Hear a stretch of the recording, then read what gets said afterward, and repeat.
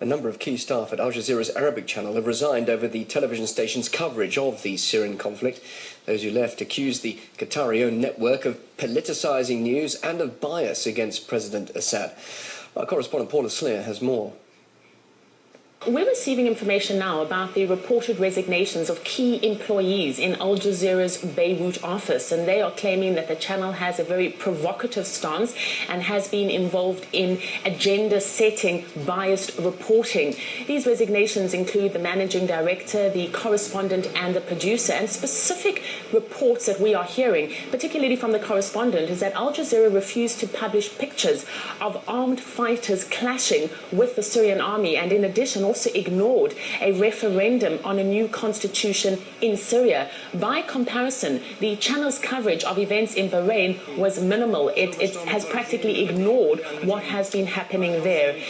In Libya, we are now receiving some kind of leaked information that the channel was involved in fake coverage and setups, and as you can well imagine, this is sending alarm bells to the international journalism agenda, because Al Jazeera was set up as a channel that was a mouthpiece of freedom and change. It was supposed to be a channel that was a revolutionary voice, but increasingly we have heard critics say that it has become a one-sided voice for Qatari's government's stance, particularly against the Syrian President Bashar Assad.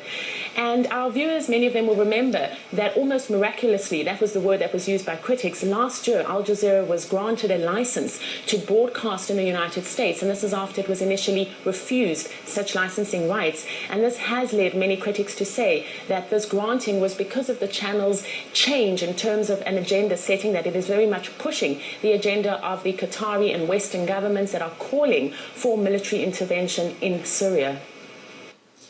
Al Jazeera's former Beirut bureau chief, Ghassan Ben Jeddo, resigned from the channel 11 months ago, citing what he claimed was a lack of professionalism and objectivity. He told RT he believes the Qatari station's reporting of the Arab Spring revolts was biased and political. I do believe that Al Jazeera and other channels were not balanced in dealing with the events. All are responsible. For instance, with respect to the events in Syria and Bahrain, we started to invite guests from America who only criticize the regime in Syria and support the regime in Bahrain, and people who justify NATO intervention. This is unacceptable. Because of the domination of the political agenda over these channels, their editorial policies were politically oriented.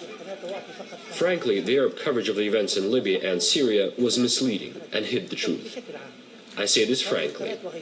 Things are now unveiling about how some channels fabricated events, footage, guests, and so on. This is shameful.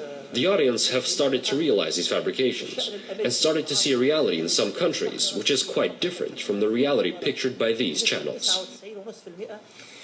Coming up later, ditching the euro. Find out how